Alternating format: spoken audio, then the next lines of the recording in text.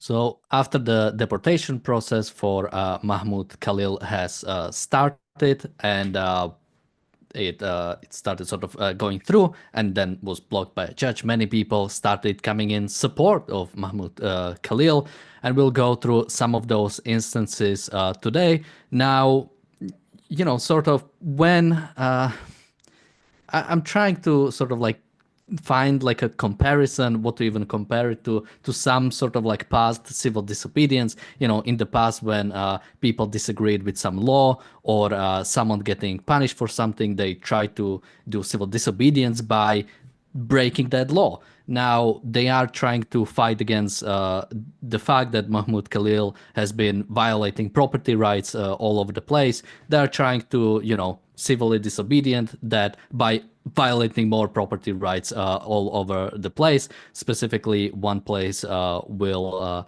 go to today is the Trump Tower, where specifically the Jewish Voice for Peace, a pro-Palestinian organization, has basically tried to occupy it and has been afterwards kicked out because they were violating property rights. They were not supposed to be there. That's not what you can do. And Al Jazeera was on the spot sort of, and has made sort of like a short, a 3-minute documentary. And I think we should go through it because there are some interesting things there. Joining me today, welcome to the reality show. Joining me today is Michael Kaufman. And Michael, what do you make of the whole situation? We've talked about this, I think, already like a couple times, but I don't think you were on yet since this whole thing started. Well, I have three different levels, I would say. Their views are all the same. The first one is I'd love to see the public outcry if we replaced this animal with someone who is screaming for the right to kill black people. I would really love to see the public outcry and all the virtue signaling and all the crap that goes on, number one, or frankly, against any, LGBTQ group or a Latino, anti-Latino, Ku Klux Klan member and so on. It used to be that if you had someone who was identified as a Nazi, that would be considered bad. But I think in the current climate, that would be consistent with what is going on with this animal. The second thing I would say is that this notion that you can come to America and call death to America, death to Israel, and globalize the Intifada and support a known terrorist organization which has taken U.S. hostages, U.S. citizens hostages, as well as Israeli citizens, is absurd. And only people that are suicidal and homicidal that would support something like this. But I understand that the current liberal fixation is to take the most onerous amongst us and support them. And then the third issue gets to a little bit to what you just mentioned, Daniel, which is when a law is bad, how do you oppose it? And the question really is if you end up going to the gas chamber legally, is that acceptable? Because the Jews seem to really want to have a way that we can legitimize sending Jews to the gas chamber again, never again being now, and do it in as long as all the T's are crossed and the I's are dotted, we go smilingly off to the camps, and most of us get extinguished. And I think those are the three levels. So again, first, let's replace Jewish with any other minority. Secondly, let's ask why we think it's good to bring people into America that hate this country and everything it stands for, and why that makes us a better country and helps our tax-paying citizens here. And the third issue it has to do with, and I don't think we need new laws here, but I don't understand why this fixation on every letter of the law when we all know that the law is fungible and subject to interpretation anyway. Well, the law to a large extent shouldn't be subject to interpretation, and to the whatever extent it is, it's problematic. That's why that's sort of, if I were to sort of pick sort of like a problematic thing about this is, the first and foremost, it's like the fact that green cards exist and it is something revocable is already, I think, sort of a problematic thing. I think immigration should be much more free. And even therefore, even in this instance, I want him to be convicted of a crime and then deported afterwards. While the sort of the way they are taking it, while legal, is I think more problematic, but more in the words like there is much more people that we will have to deport, and I think it has to be done the most properly the first time, so that all the sort of afterwards time you do it, it can be done sort of. You can sort of do it. Now Yeah, again, yeah. I guess you and I disagree on that last point. I mean, on the point of we agree that it's completely legal what they're doing now. I don't want to spend taxpayer money on giving people with green cards the same rights to a trial and all the rights that citizens in this country have. Yeah, America is broke. And we got to stop spending money, and we got to stop spending money first on everybody else. We just have to, or we're going to go broke ourselves, and then we're not going to spend money on anything except servicing our debt. I think there's a pragmatic point here. And at some point, I mean, we are on, you do have the reality show, and we are objectivists. I mean, we do have to be pragmatic, and a philosophy and a legal system which doesn't deal with reality is one that's going to fail. Reality will win. But as you correctly point out, right now the green card system is very clear that you are here at this is a gift. And if you put your foot in the milk, if you shit all over the gift, we have the ability to deport you. And frankly, I'm glad of that. Someone says immigration more free. Tell that to most of your neighbors, Daniel. Most of my neighbors are in Schengen. Most of my neighbors can like freely like travel across the border. So I'm not sure exactly what the argument is. Now, when it comes to sort of I'll just point out we should be practical, not pragmatic, because pragmatism sort of says that you just do what works, no matter the sort of. I think you Well, you agree meant with probably. that. Yeah, Agreed yeah. with that. Yes. So yeah, we can continue on that. We have a super chat from Jonathan. Thank you so much.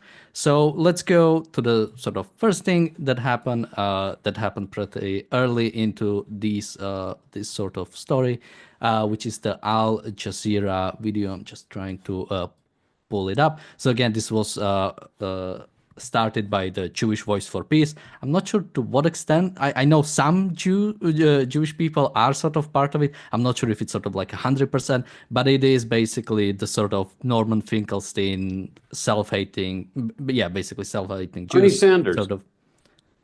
Oh yeah, I didn't even think of Very him simple, independent senator from Vermont, hates Jews. Jewish guy hates Jews. By the way, he's a multimillionaire. Just so we're clear, why he's a communist, because most communists are multimillionaires. But go ahead. So let's go to the Al Jazeera video.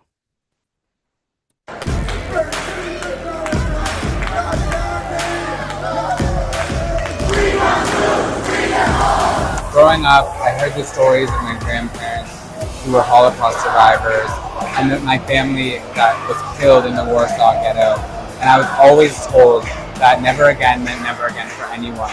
Their intent is to scare us. Their intent is to scare us into silence and submission and compliance. And so we will respond with courage and collective action and collective principles, which say all of us are none of us.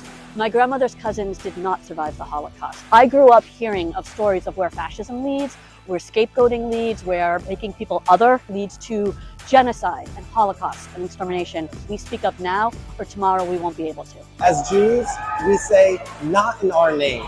The Trump administration is platforming Nazis while claiming to care about anti-Semitism. We say, get our names out of your mouth. So there is a bit more, but let's cover this. Now, again, I'm not sure what specifically they are sort of trying to say when they say there are Nazis in the Trump administration. The closest sort of thing I could think they might mean is probably Elon Musk.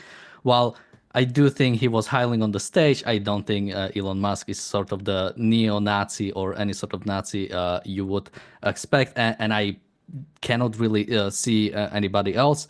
I think Trump administration is one of the most pro-Israeli sort of governments that we have seen for some time. Now, again, if you want to argue that sort of Israel is not, Israelis themselves are sort of against what it means to be a Jew, then I don't really know what can we even talk about. But yeah, Michael, I think you actually mentioned this protest when you were on around, I think on Thursday.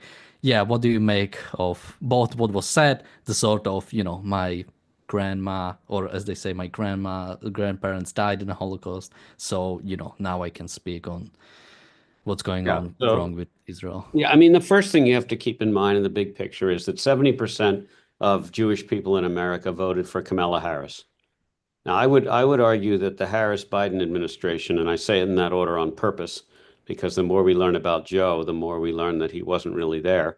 Although I don't think most people think that Kamala was the one running things. Um, she was one of the most anti-Semitic people around. Now, yes, she's married to a Jewish guy, so what? Like I said, Bernie Sanders is one of the most anti-Israeli, Jewish people around, and you have this whole Jewish Voice for Peace, which is purposely named. They are neither representing most Jews, frankly, and they also don't represent peace.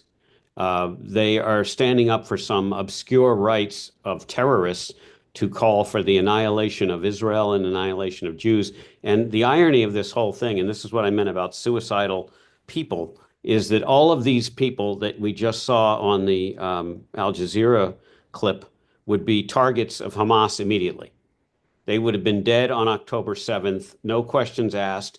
And they would all be screaming about how we support you, terrorists. We understand that this is a just response to the Israeli occupation and all the crap. And they would have a bullet in their head or a knife cut across their neck, and they would be beheaded and so on. And frankly, to the extent they have children, those children would have been abducted and burned or slaughtered in some other way. And the women might have been raped before they were murdered eventually. But those facts don't enter into any of their thinking or their arguments.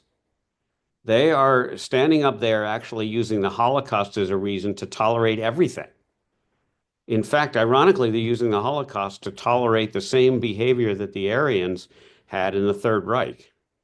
And you cannot and you should not try to reason with people like that. It's like walking into a lion's cage at a zoo and talking to the lion. You have a great conversation. Then the lion realizes he's hungry and the game is over and you're dead. And we make a huge mistake in America, and I think across the West, in our, quote, liberal thinking that all opinions are okay, because we forgot that everyone's entitled to an opinion, but not all opinions are okay. In fact, many of them are full of baloney and don't exist in the real world. And these people are really toxic, and they are suicidal. There's no question. They are calling for their own annihilation. They are supporting a person who has supported Hamas and has openly, never mind all the property rights and the fact that he's vandalizing and obstructing, and Jews don't get treated equally, certainly not in New York and other blue states, but they're supporting a man who supports Hamas. He is colluding with terrorists. That is actually illegal in the United States. It may be okay for citizens. I don't know the fine letter of the law if citizens are allowed to get up there and call for the annihilation of a people. I can tell you that, as we said at the beginning, I don't know the last time a large Nazi gathering was held in a major city in America and was tolerated. I mean, of course, there were Nazi marches, and there are occasionally Ku Klux Klan and Nazi marches, but it just used to not happen. Certainly, Ku Klux Klan would be shunned and so on. So these people are truly idiots. And they are absolutely living in some la-la land where there's, in their mind, they're also two-state solution people, even though the people on the other side, which is the Arab people, have made it very clear that there's only a one-state solution. There's actually, I have never heard a single cohesive argument on their side, them being these Jewish Voice for Peace or any of these Jews that support the Arabs, the Arab Islamic militants. I've never heard a cohesive argument that makes any sense in the real world. I heard a lot of this kind of circular fluff, which they like to do.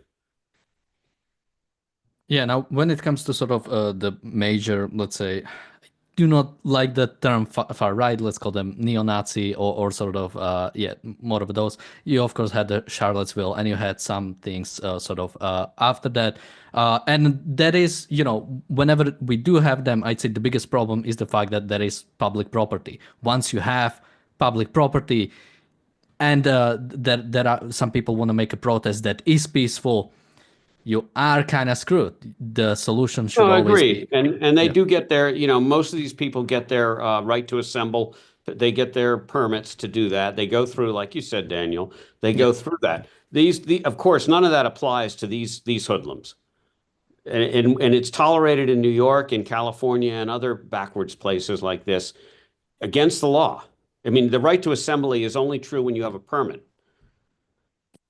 Or when you do it on your own property, which I think should be Correct. sort of where we go from here. Now, when you, because you talked about what is the sort of fine letter of the law, when it comes to sort of supporting of terrorism, you as a basically, if you are sort of just a green card holder, the sort of it's much easier in a sense to sort of get rid of that. Basically, if you are considered a threat to foreign policy, which is the reasoning sort of being used here, then you are subject, or you can be subject to deportation, or a subject to basically even denying of getting a visa or getting a green card. If you are a citizen, you can actually sort of advocate in support of a terrorist organization. You cannot do it while collaborating with them. If there is like a direct evidence that basically you are either getting money from them or you are getting like your points from them or sort of your basically there is a communication between them, then that is a subject to basically, well, getting in Yeah, prison. just so reiterate, I mean, put in boldface what you just said. That's my understanding as well. If you're a citizen who has any communication with a terrorist organization and you are speaking on behalf of that organization, you are effectively treated as if you were part of the terrorist organization. It's a very, very simple thing, right? I mean, this is not hard for someone to connect the dots and put it out there. The question is whether the will of the Justice Department to actually enforce this stuff or not. But Yeah, that's why. let's be clear. It's not like you have free reign, and you pretty much have to do this on your own if you want to have any chance by the letter of the law of getting out, of not being incarcerated or deported or whatever. Yeah, and people here are sort of yelling about free speech, and people always sort of do that. And whenever, because people say that even about sort of some of the European nations that, oh, you cannot say anything and you'll get arrested. And whenever I look into any case where someone was quote unquote arrested for free speech, it's like they are like actual like neo-Nazis, like trying to sort of like harassing like refugees, like doing like putting garbage in front of like hotels where refugees are held. It's like I'm yet to find like one case of when someone was like arrested for free speech and they didn't have some like crazy things. And in America, the standard is so much higher when it comes to any of this. And even as we talked about with James on this is not even something special. This sort of deportation has already happened, has already successfully happened in the past. So again, we are not talking like the law that is sort of being used is from 1948. So Yes. this is again nothing new. Now, Just one yeah. other argument that gets used is this sort of the liberals love the slippery slope argument. It's a great argument. I would challenge anybody to show me a law, almost any law that's a slippery slope. Attempted murder is a slippery slope. So if you think about murdering somebody, is that attempted murder? I mean, we have a whole bunch of subtexts that say what you have to do to get into it, but almost any law is a slippery slope to the next law, to the next law. And of course, the Nazis used all of this.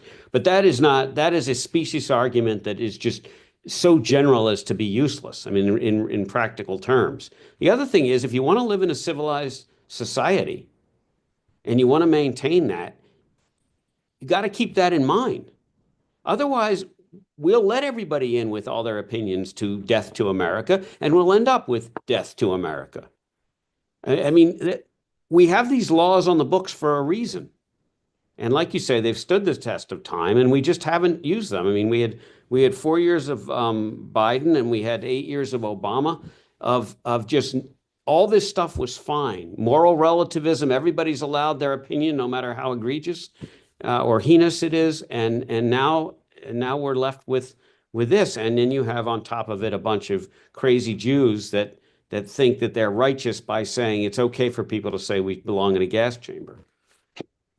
Yeah, and just a few earlier points, because you mentioned about the Jews who voice for peace. Yeah, whenever someone uses peace in Israeli-Palestinian conflict, or for that matter, in Ukrainian-Russian conflict, when they say peace, they mean Ukraine should surrender to Putin and Israel should surrender to Hamas. That Yep. is what peace means when they use it. Now, I think earlier you mentioned also something about basically the fact that these people would be the first ones that Hamas would go after. But it's important to remember they wouldn't be the only ones. Hamas doesn't discriminate. It's all the West is evil. That's it reminds me of the story we once covered about an Arab Israeli being held in Gaza, who was kidnapped, who was taken by Hamas, and he sort of was wondering or was thinking if there would be sort of any preferential thing, if he would get released sooner or maybe held in a nicer prison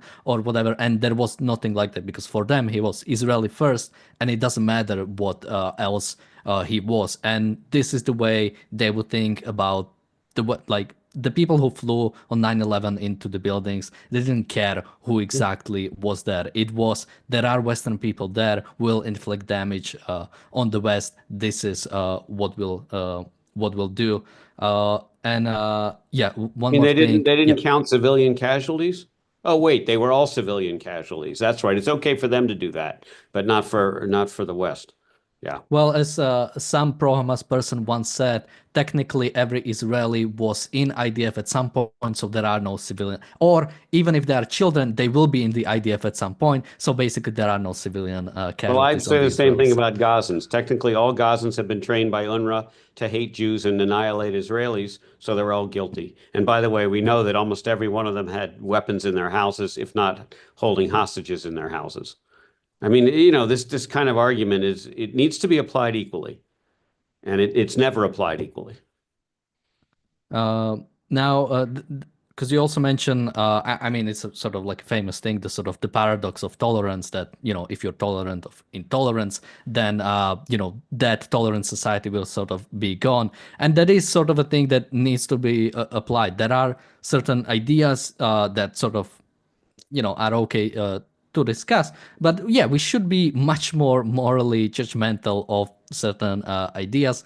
Now, it reminds me when Yaron Brook once talked about how he was on the show, and basically there was like a communist there to sort of talk on the show. And in the green room behind the stage, it was like him, the communist, and like two other people. And the communist and two other people were sort of like talking between each other and sort of like being friendly. And he was like, why would I talk to him? He wants to enslave people. He is a communist. Why would I ever sort of want to have any sort of friendly relationship with a guy like that? And that needs to be sort of I think that sort of, we can just talk to each other, is fundamentally from like the idea that the ideas don't matter, that basically it's just communism, we talk about that in ivory towers, or any ideology will talk about it in sort of thing, but we won't like actually do it or anything. But no, if somebody has evil ideas, they need to be called down upon that and properly boycotted. If every single neo-Nazi starves to death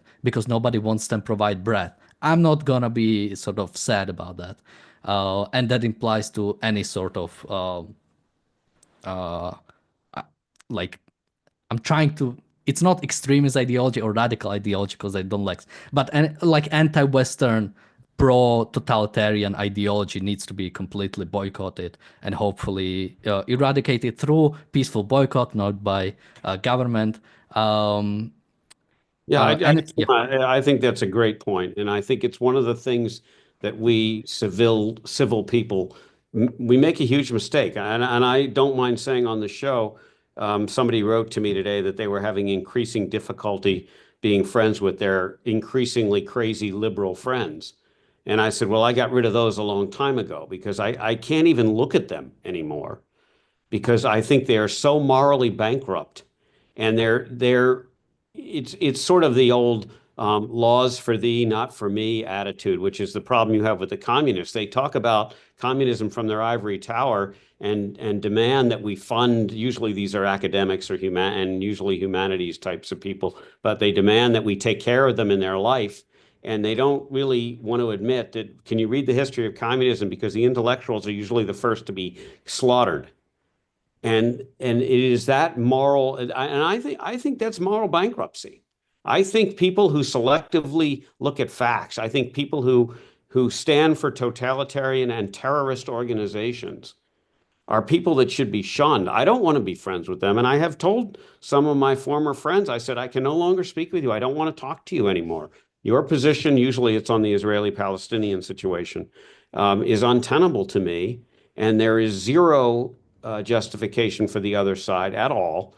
And I just don't want to be your friend anymore. And I think it's super important, Daniel. We need to stop tolerating this. The fact that we can have a discourse about people supporting terrorists who are shouting death to America and globalize the intifada in America. And this is what our supposedly educated elite are jumping around saying. And, notice most of these kids are spoiled, rotten, kids that don't pay taxes or don't pay a lot of taxes, that never really had a job, probably go to an Ivy League school and have been poisoned between their parents and their education. And we need to stop tolerating it. Otherwise, those of us who do pay taxes and who want to live in a free society where meritocracy matters are going to find ourselves in the big minority, and we're going to end up in a miserable situation. We have a super chat from Jonathan. Thank you so much. A super chat from Christian. Thank you so much. He says, in Belgium, a guy criticized Bibi for, in quotes, making the Middle East explode by striving to exterminate the Arab world. I am so angry, I'd want to drive a knife through a Jew's throat. Oh, that's still quoting. A court decided that this is free speech. Making the Middle East explode by striving to exterminate the Arab world. I'm so angry, I'd want to drive a knife through a Jew's throat. Technically, I think even in America, that would still be considered free speech because you're not sort of calling for violence against specific people. Right. It's sort of broad enough. Basically, I think the standard when it comes to sort of call for violence, it has to be sort of immediate and it has to be direct. So it has to be sort of, this person will be there at this time, wink, wink. Maybe if some IED was there, I wouldn't be angry or something like that. In some ways, I do like free speech sort of to be a bit more open. But yeah, this is still disgusting. Like this person should starve to death, as I said, like sort of voluntarily. Yeah, look, I agree. should. Yeah. Actually, I completely agree with you. There's a legal standard and then there's a norm standard, and if the norm in America changes or anywhere in the West changes to think that supporting terrorists is a reasonable position. I mean, these are people who blow up subways, in the UK where it's rampant and the BBC is in collusion with Hamas. Did you not have any of your relatives die in the underground bombings? I guess not, because otherwise you would never support Islamic militants. But we need to shun those people and stop talking about them like they were equivalent. I do, on my understanding of the law, and I hate to get into this stuff because it's so dense, the law, and it's so detailed. But to your point, it has to be immediate, it has to be specific. I believe that's why yelling fire in a crowded theater when there is no fire, which could lead to people getting really hurt, if not killed in the stampede, is not free speech.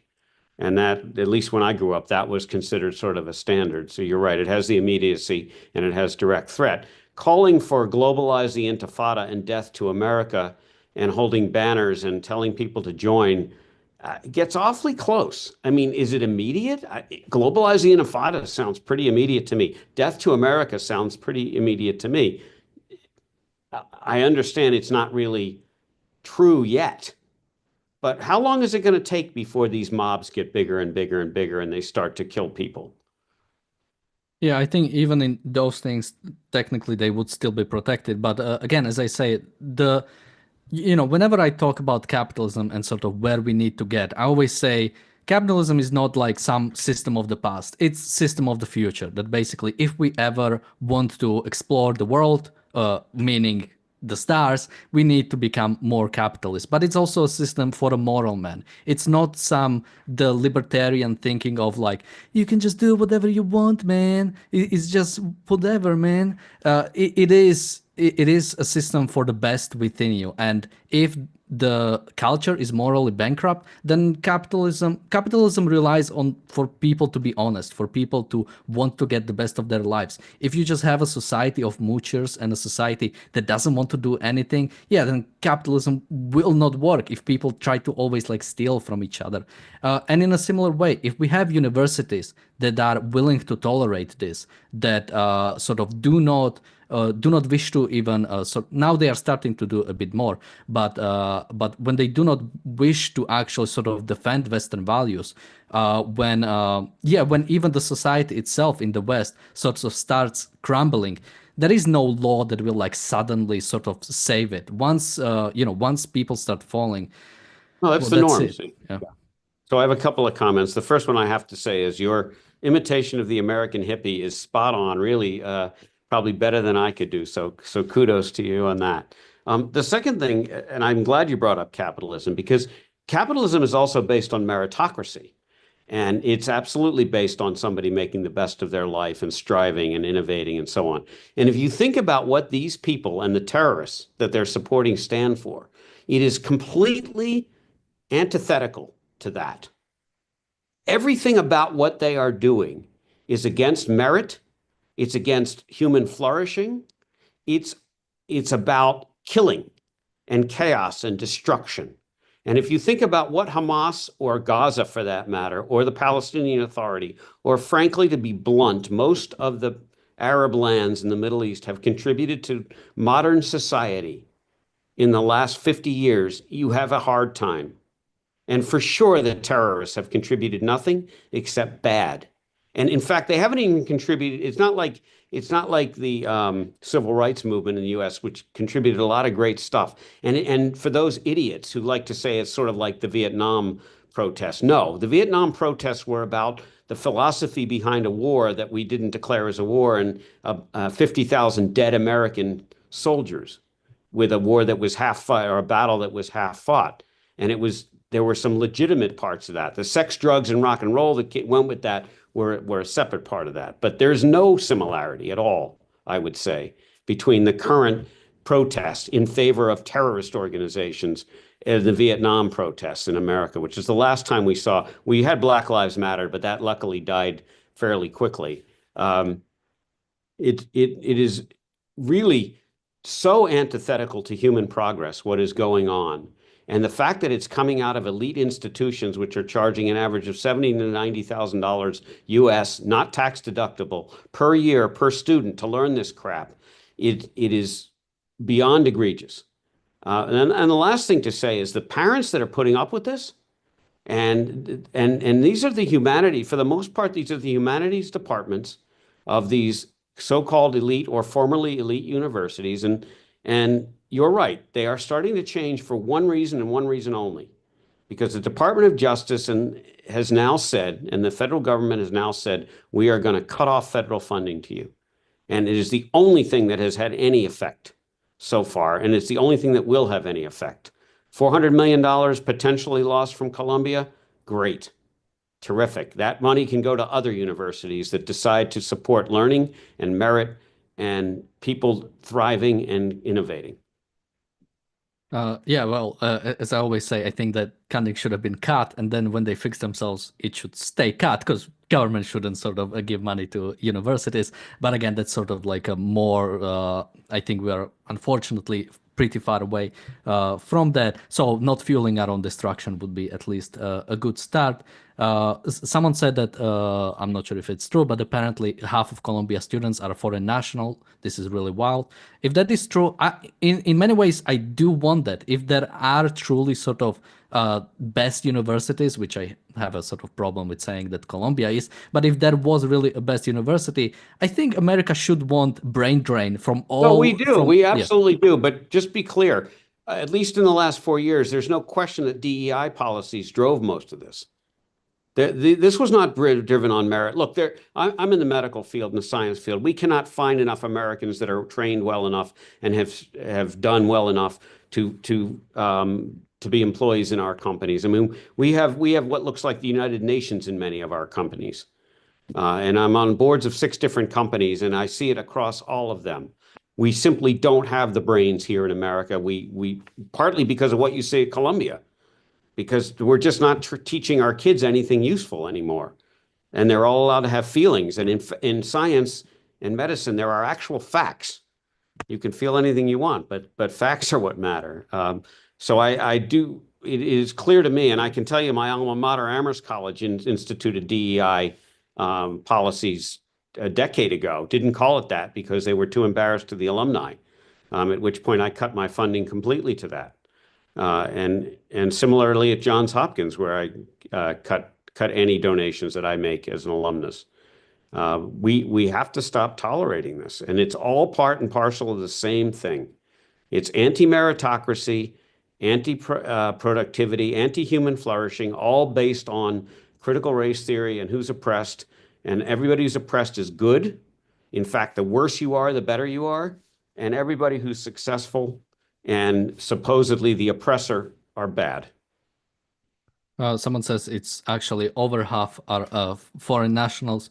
Well, I'd like to just mention that most of the world is living under authoritarian states. America should absolutely want to get the best. I always say, I live in Slovakia, and I always said that I don't think there's a single objectivist in Slovakia, because if there was one objectivist in Slovakia, there would be 0 objectivists in Slovakia, because they would get out. And I'm planning to do that at some point. But yeah, basically, I think when you have sort of best people in some society, they would want to get out and they would want to go to a better place. And I think the saddest part right now is the fact that there is a question about, is America really the sort of the place that it has been in the past, and what needs to be done to sort of reclaim that sort of prestige, that sort of thing where everybody and people, I think to a large extent, are still saying that, where America is that beacon on the hill that is unique, and we should want more people to sort of, all the best people should go to one country and create the best country possible. There should be no sort of allegiance to whatever, backward country you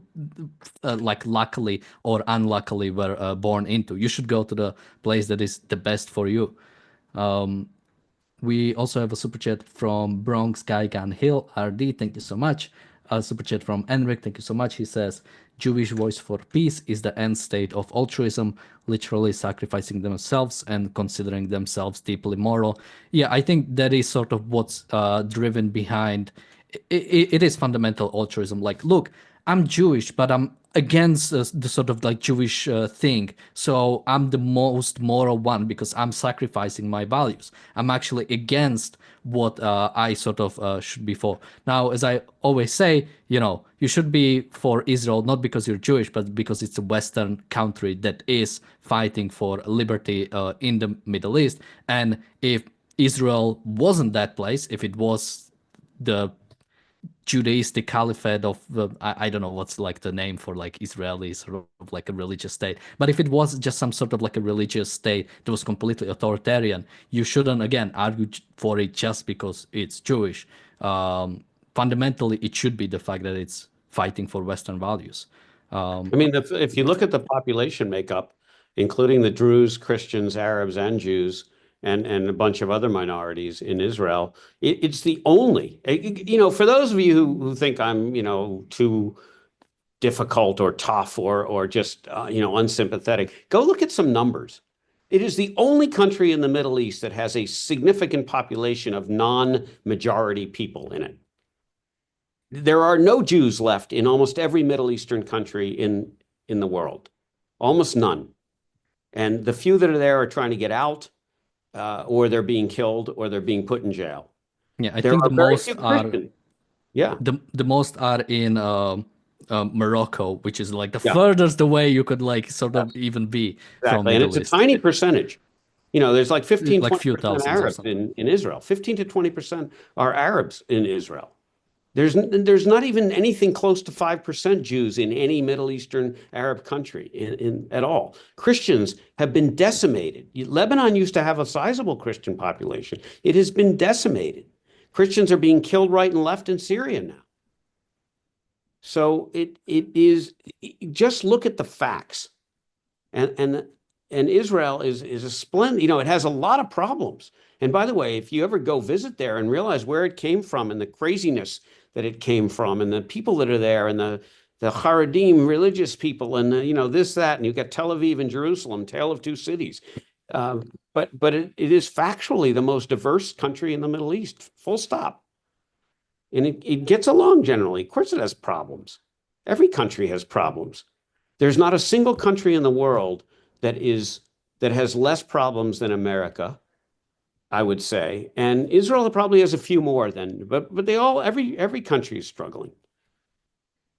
And yet America is strong and good. And we in America, it's not that complicated to solve this, but it has to be philosophy. I think Ayn Rand said that philosophy underpins all political behavior and so on and so forth. And what has happened to our philosophy is it has been corrupted by 2 or 3 decades, probably 3 decades or more of this humanitarian altruistic baloney, which is a great way to commit suicide.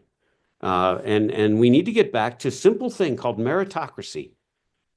Colorblind, sex blind, gender blind, whatever you want to call it, meritocracy. You know your stuff or not. You work your butt off and you have a chance to succeed. Nobody owes you anything. But if you try hard and work hard, you will have a much better shot at achieving a good life. And you'll actually have some self-esteem, which I guess one last comment on these people. None of these people have any self-esteem. They have never, I would argue that none of the people we see on these kind of Al Jazeera stuff are almost, I would argue probably that 99+% of the people in these protests have never accomplished anything of any import in their life. And what they have decided is they are going to become the negative of what exists. Whatever it is, I'm going to say no. It's a little like the Democratic Party right now. If Trump says yes, they say no. If Trump says the sky is blue, they say it's green. They become the negators. And you cannot build a society on that. We also have a super chat from Bulmus. Thank you so much. He says they are not fighting for civil rights. They're fighting for terrorism and criminal rights. And yeah, as I've said at the start, when you had the sort of civil rights movement, when people sort of wanted to show support, they broke the law, the unjust law that somebody else broke in sort of solidarity. What they are breaking is property rights. They are like with the Trump Tower, which we can watch a bit more, or we can watch the rest of it and then comment on, because there's a really good bit at the end.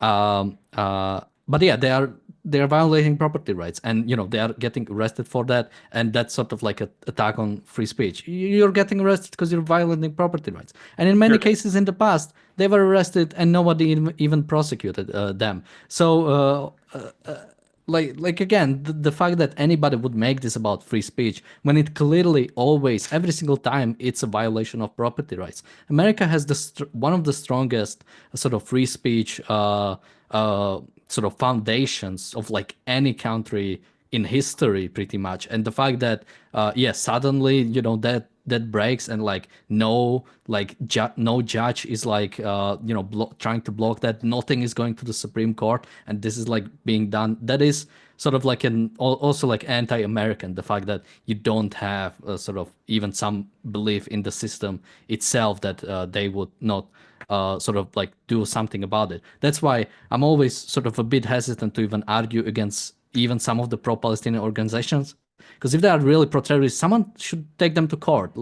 And if anybody, well, the Jews, I mean, one of the great failings in America in general, and it is ironic that we have so many Jewish lawyers, not only stereotypically but actually, and there, if you think about the outcries, I mean, the fact that essentially, there were a couple of lawsuits against Harvard, and most of it was swept under the rug and settled with undisclosed terms and so on and so forth. But nothing has changed.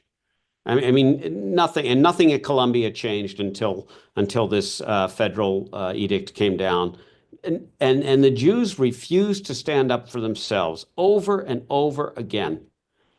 and never mind good people. I mean, you would think non-Jewish good people. There's occasionally one of the we can. I know we don't have a lot of time left, but Michael Rappaport, I think, did a great comedy routine that you sent around earlier, Daniel. Not so much a comedy. I mean, but there's a guy who's about as un-Jewish as you can be. Just he gets right to the heart of the matter on many matters, and it's just shocking to me. It's part of this Jewish altruistic baloney, self-immolating, self-destructive, it's suicidal behavior, and we just don't do anything about it here in America. So we also have a super chat, another one from Bronx Guy Gun Hill RD. Thank you so much, and let's watch the rest of the video, and then we'll wrap up.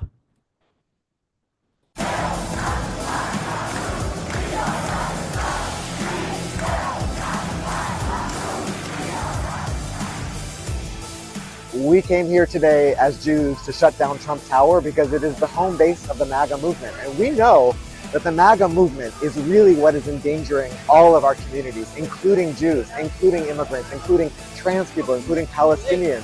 And so this attack on Mahmoud is part of those broader attacks on our communities and our movement.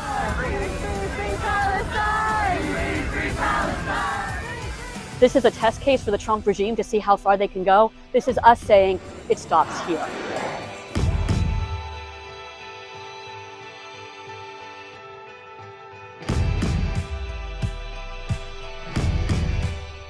Trump is trying to pick off the weakest and most vulnerable members of our community, Palestinians, immigrants, trans people, and we will defend all of their rights vehemently because we know this is a canary in the coal mine, and if they come for Khalil today, they could come for us tomorrow. The outpouring of support for Mahmoud Khalil shows that Americans of conscience across the country are not going to be silent while our civil liberties are stripped away and while anyone is targeted or demonized.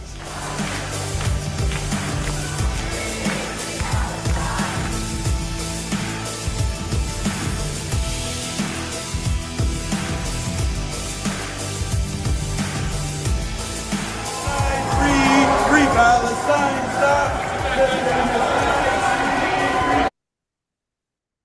All right, those two dates at the end was what I wanted to show. One was in July 2024 and one was in 2023 during Biden administration. Like they are trying to, again, make this about Trump while they were getting arrested under Biden because they were violating property rights. One was in the I Capitol. don't believe they were. I'm with you. I don't think they were actually charged, or if they were charged and released. But absolutely. I mean, look, they're talking about trans rights and they're supporting Palestine. Hamas kills trans people. End of story. Hamas doesn't permit trans people, first of all. And if you do happen to be trans, you're dead. If you're gay, you're dead. It's very simple.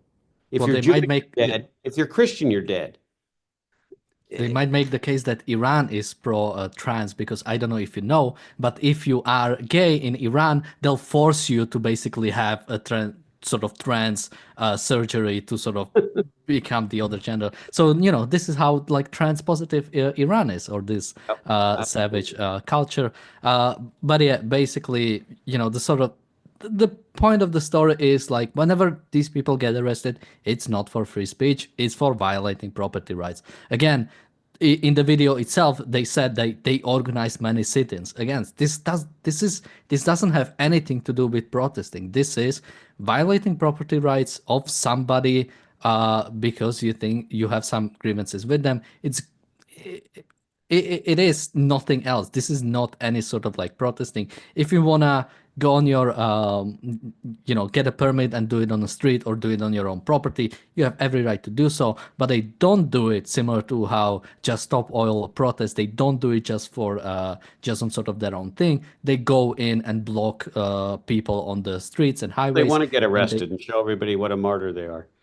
One thing I would just suggest, I mean, I hire people and I fire people, and I keep the best people and so on, but I think all of you that are going to get into positions of running companies and everything, think about how having an employee like that will help your company. That employee wakes up one day and you make a point that is the way you want to run the company. They decide they don't like it. So when you are thinking about hiring these people, I would never hire them, ever.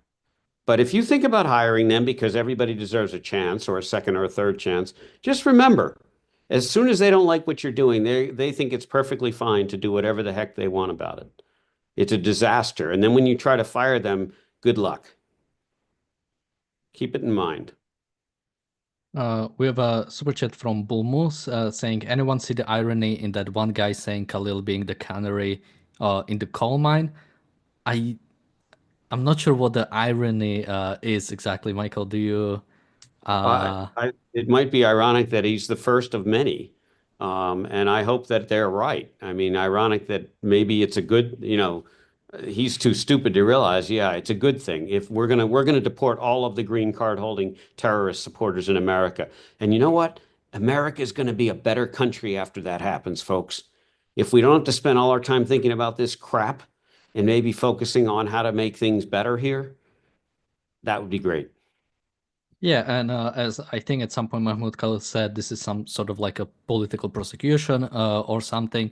The fact is, and I talked to James about that, if there could be made a case sort of if this is sort of something politically motivated. But when basically the Senate Judiciary Democrats on X have posted free Mahmoud Khalil, and funnily enough, the official White House account responded to them saying this is the first arrest of many to come, quoting Trump. So clearly this is not sort of any sort of like a politically charged, basically sort of like singling him out. He's just first of many, which I think should be like, if he was the only one that got deported, I would find that like problematic. The fact that, yeah, it would really seem like he was sort of like singled out. There should be more, that I would be really surprised if this is the only one you could sort of make a case. Well, you had the Brown transplant doctor, kidney transplant doctor, deported after she came back from Lebanon and was found to have pro-Hezbollah material on her phone. She had gone to Nasrallah's funeral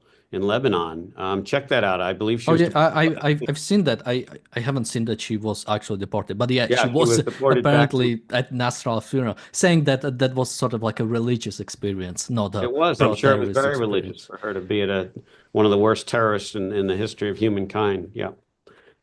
Well, with that, Michael, any last thoughts, and where can people find you? No, people, please don't feel bad about being tough. I mean, if it looks like a duck and quacks like a duck, it's a duck. And these people are just bad. And please evaluate people on what they're going to contribute to your world and the world and the future of the country. These people add zero value. They're not adding a different voice. It's not an opinion that's worth entertaining. You don't have to entertain an opinion that is suicidal. Never mind homicidal. Michael Kaufman, 2 F's in Kaufman on LinkedIn. Yeah, if I feel bad for anything, it's probably their child. Basically, they are expecting a child in April. And as I think Michael Rappaport said, he should have read What to Expect When You're Expecting, not Hamas charter on what to do about Israel. With that, thank you, Michael, for joining me today. Thank you, everybody, for watching. Thanks. And we'll see you tomorrow. Bye-bye.